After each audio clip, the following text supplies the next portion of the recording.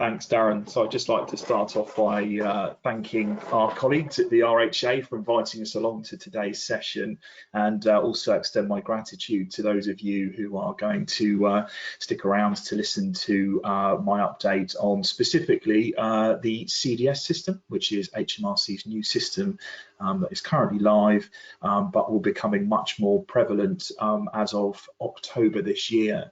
So what I would like to stress now is that even if you are not involved directly with customs declarations, stay on the presentation, because as haulage operators, if you are involved with moving goods between the UK mainland and Northern Ireland, or any other international movements that come from the continent, then this will affect you, because it will affect your customers.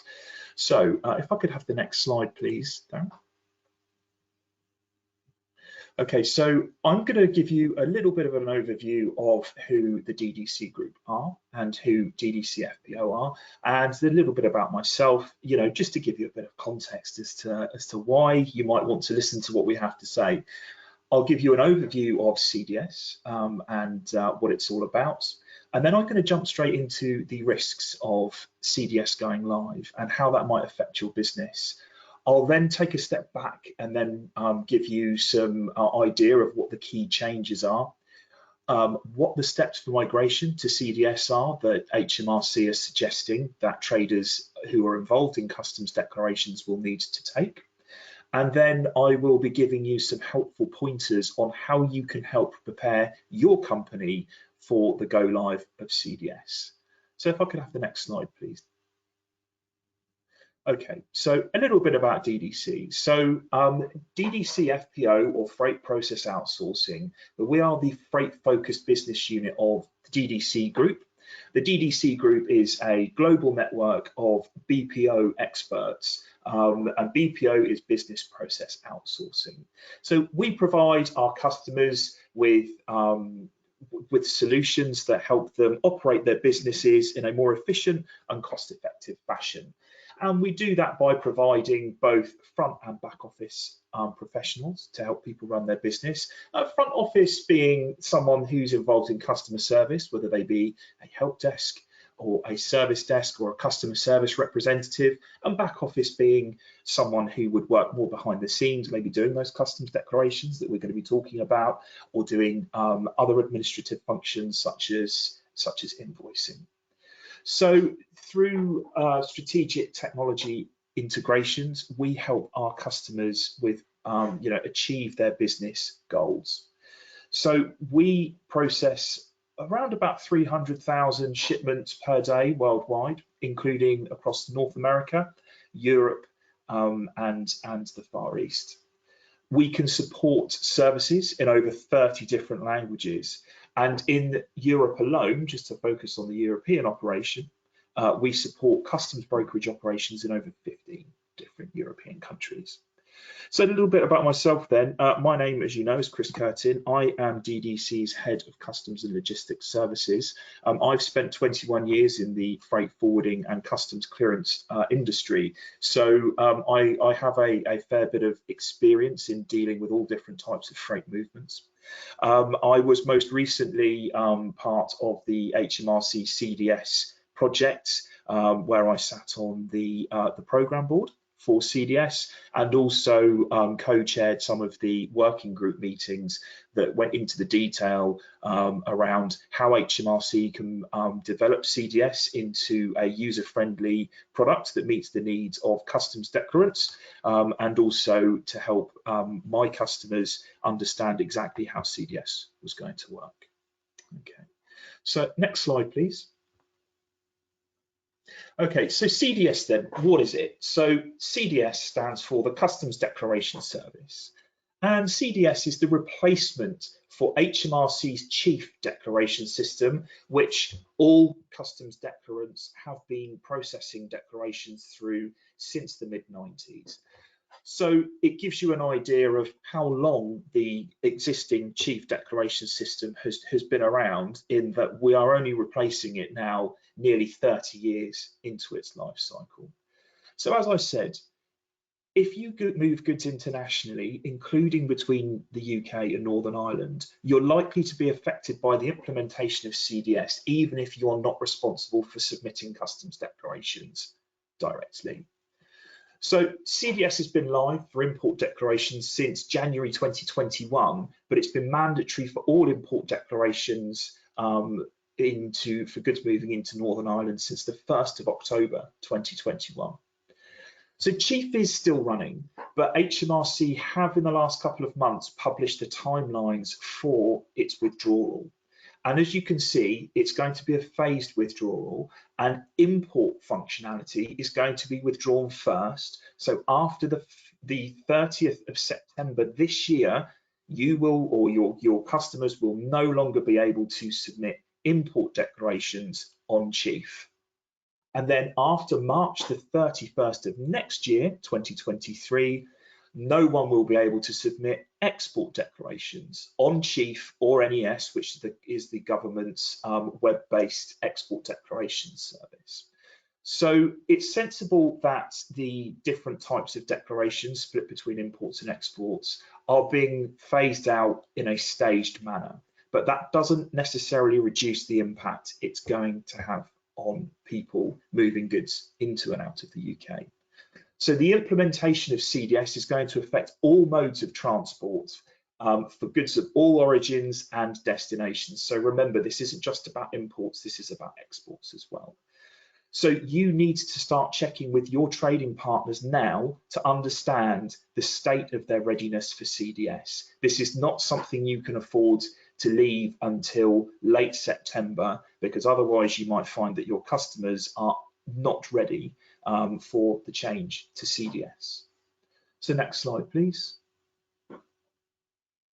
Okay, so as I mentioned, I'm going to be taking you through what some of the risks are first, because I think this really gives context and adds a bit of life to a subject that, you know, again, if you're not directly involved in making customs declarations, might seem a bit dry, might be quite easy just to put to one side in your mind for the time being. So the headline risk is that as traders move to CDS, that there will be a delay of goods, including the vehicles that carry them, i.e. your vehicles that you own, at the UK border. Again, this could be as either an import or an export. And underlying this risk is several factors. So one of the things that we know is that it's going to take longer to submit most types of declarations on CDS compared to the equivalent time, or the time it took to submit an equivalent declaration on Chief. So anecdotally, we know that some early declarants on CDS were saying it was taking them up to 3 times longer to key what was a relatively simple declaration on a CDS. Now there's a chance, obviously a chance, I'd say probably a strong possibility that those times will come down as people become more familiar with CDS. However, the simple fact remains, and this is now moving on to the second bullet point, is that CDS declarations are likely to still always take longer than Chief declarations because additional data is required to be provided on a CDS declaration compared to a Chief declaration. There is also a new customs tariff coming out that is more time consuming to navigate your way through. So underpinning the implementation of CDS is a brand new customs code, which is the Union Customs Code. So subsequently, the rules by which you have to abide to submit a customs declaration are fundamentally changing as well. HMRC have recognised that CDS is not yet complete in terms of the full sort of suite of functionality or behaviour that the CDS system needs to exhibit in order to accept declarations in the way that the requirements, the legal requirements specify. So subsequently, they've issued a document of tariff workarounds to address the cases where CDS is not functioning in line with those customs rules. So you can imagine that if your customer is trying to submit a customs declaration in CDS and it's not going through, they're then going to have to consult this tariff workaround document to see if they need to implement one of the workarounds. And currently there's not much trade experience with CDS. So approximately only 10% of, and now that's not quite right what I've written there, I do apologise. So it's approximately only 10% of the declarations declaration volume that goes through on Chief is now on CDS. So there's still 90% of declaration volumes that needs to be transferred from Chief across to CDS. So new business knowledge and processes are going to take time to bed in. So as I mentioned, there are new rules that govern how customs declarations are going to have to be submitted, and subsequently new IT systems are going to have to be implemented as well. You can use HMRC's CDS training environment called TDR, or Trader Dress Rehearsal, but this sometimes gives different responses compared to the live service. So you can imagine that once traders do move onto the live service, they might start getting rejections or errors coming back out of CDS that they're going to have to learn how to fix on the fly because they haven't had experience of getting those different types of rejections previously. Next slide, please. Okay, now, and this is my opinion, but it is somewhat backed up by a lot of opinions that I have heard reflected throughout the customs brokerage and just general freight forwarding industry, and that is that there is highly likely to be a support and capacity crunch for declarants as Chief retirement approaches. So as everyone realises that they've got to get off Chief, for imports, there is going to be a peak in demand from HMRC for HMRC support, and also support from existing customs brokers, so that people can understand and successfully submit their CDS declarations for imports. And then that will probably level out. And then once exports are retired, you're going to see a similar peak in requirement for support and capacity as well. So if declarations are taking longer to complete and receive customs clearance, then that can impact SLAs, not just for the customs brokers themselves, but also you as a haulage provider, a transport provider. You might find that if your vehicles are stuck at a port, that you are not able to meet your SLAs with your customers on time delivery. So that's something to bear in mind as well.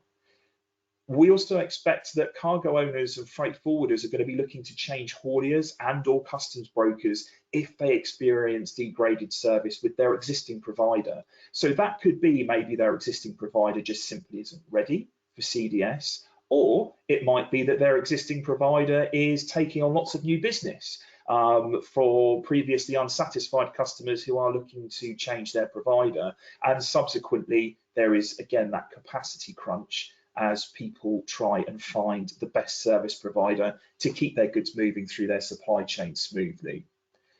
A lack of CDS experience might make restricted commodities and complex declarations more difficult to clear quickly. So it will be important for you to understand what commodity types you are moving on behalf of your customers, and then you can maybe speak to those customers specifically to again understand what their CDS readiness is going to be, to ensure that you are not going to have a truck stuck at a port for a number of hours, or even worse, days, whilst they work out how they are going to clear it through CDS. And then, of course, the IT side of things as well. It's not all just about humans and submitting customs declarations. It is about the fact that CDS and other third-party IT service providers might experience service outages as declaration volumes increase and the CDS and those third-party IT providers bed in with the new systems and routes into the new customs declaration system. Okay, next slide, please.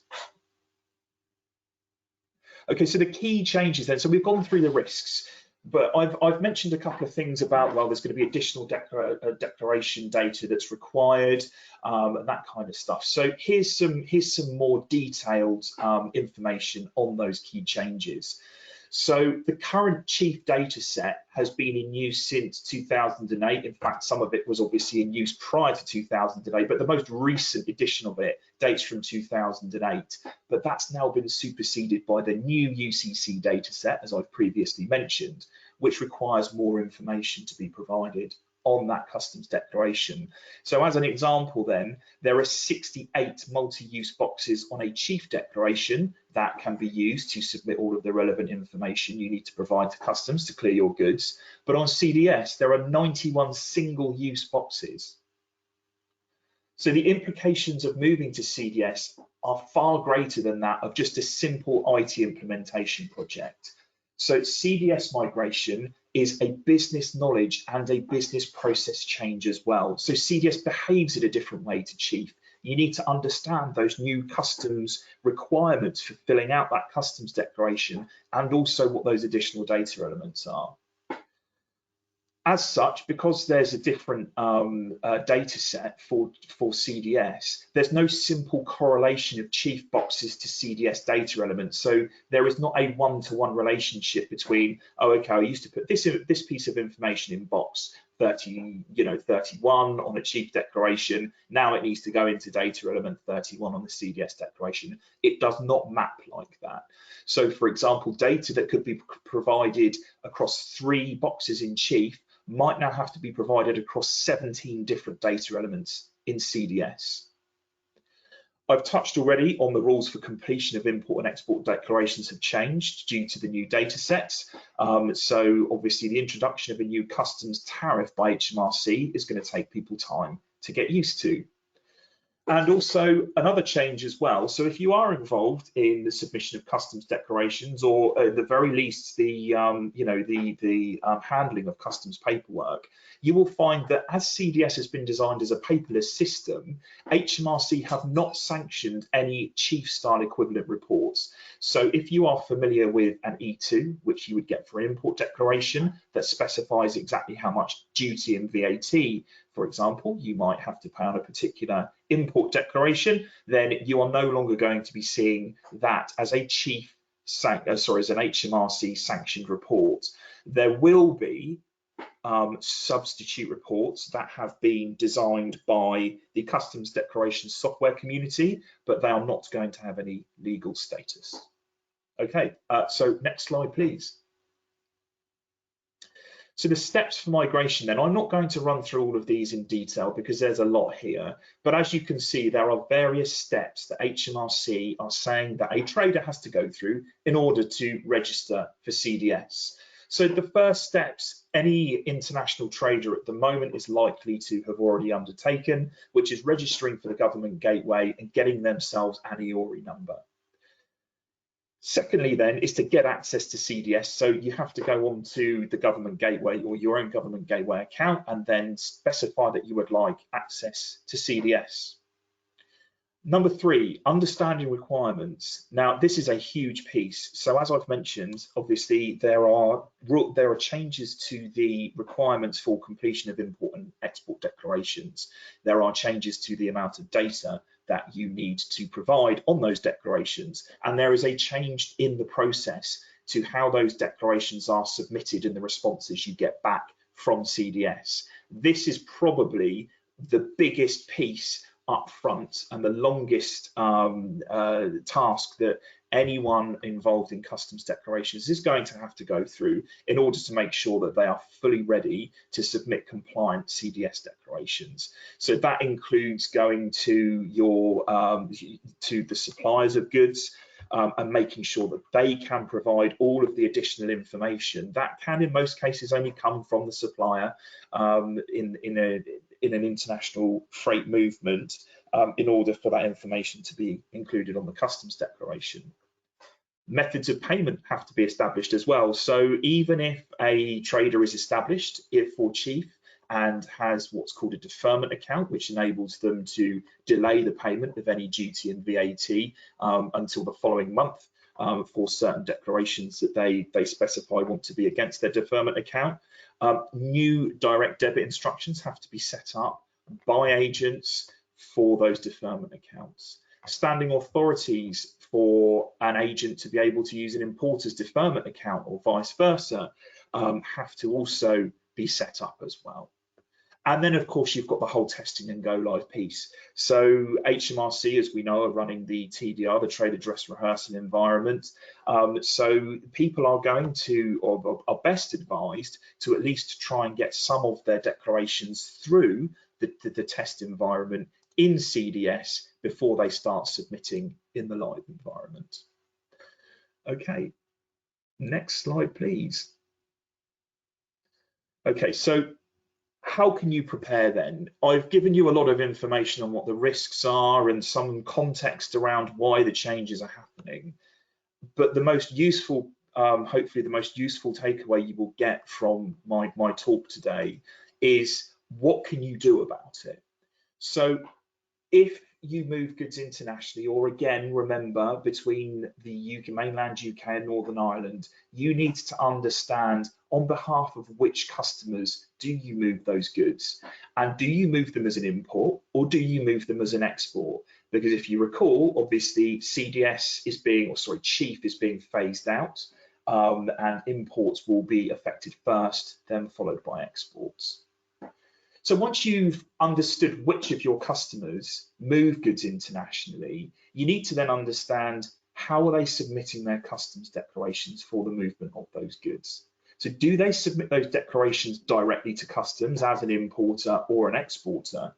Do they use a customs agent? Or maybe as a haulier, you offer a one-stop shop and you can do customs clearance and you do their customs clearance for them. It's really important that you understand how they do their customs clearance, because then you can get them to think about, if they are an importer, for example, and they are using a customs agent, you need to get your importer or your customer as the importer to speak to their customs agent to make sure their customs agent is ready. So also asking, how prepared are the other parties involved in the supply chain for which you transport the goods? Now, previously I've mentioned about suppliers, for example. So are your customers aware that they need to tell their suppliers or vendors that extra information is going to be required to be included on a CDS declaration, so that the CDS declaration can actually clear and the goods can move through the border? Have your customers taken the appropriate steps for CDS migration? So are they aware that they have to set up new direct debit instructions for CDS if they've got a deferment account, for example? Are your customers customs agents ready, as I've just mentioned? And then another key thing to think about as well is that if you're offering groupage or LTL services, how confident are you that all cargo owners on a particular groupage trailer are going to be ready for CDS? So say, for example, you've got 10 shipments, 10 individual shipments on one trailer, and you're confident that 9 of them are ready for CDS.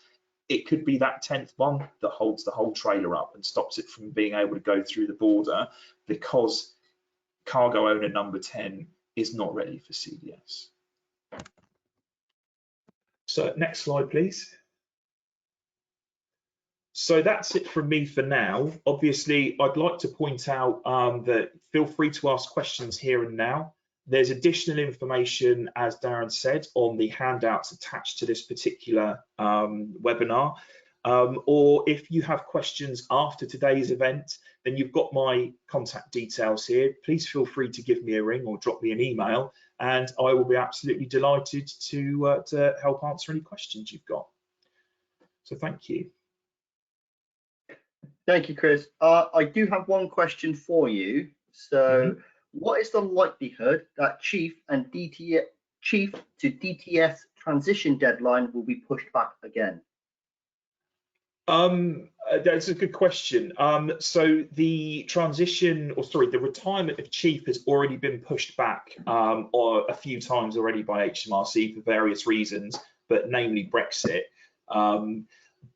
The only information we have to work with at the moment is just assume that the dates have been published and that are on this presentation are not going to be changed. Because if you work to those dates, you're always going to be ready for the changeover to CDS. Whereas if you assume that obviously that there's going to be further delays, then if those dates do stick to what they've been published as today, then you're not going to be ready. So that would be my advice to anyone wondering if there's going to be any delays, or further delays, should I say, to the retirement of Chief. Excellent. Thanks, Chris. And as Chris mentioned, if you do have any questions, please feel free to put them in the questions box and we will get back to you as soon as we can. Okay, all that's left for me to say then is a big thank you for everyone for taking part and taking the time out of their busy days to join us today. I would also like to bring your attention to the RHA's Northern Dinner Dance. Now, this is going to be the RHA's event of the year. I can tell you there is only 6 tickets left. We have 3-course meals, we have magicians, okay, we have casinos. It's going to be a great event, so please don't miss it. I'm going to leave this presentation open now for around 5 minutes, just for everyone to take details down, ask any questions. And then, as I said, by the end of this week, I will be sending every single one of you a copy of this video so you'll have it as well. Okay, thank you to all our guests. Thank you for all our attendees. I hope to see you all again very soon. Take care. Bye-bye.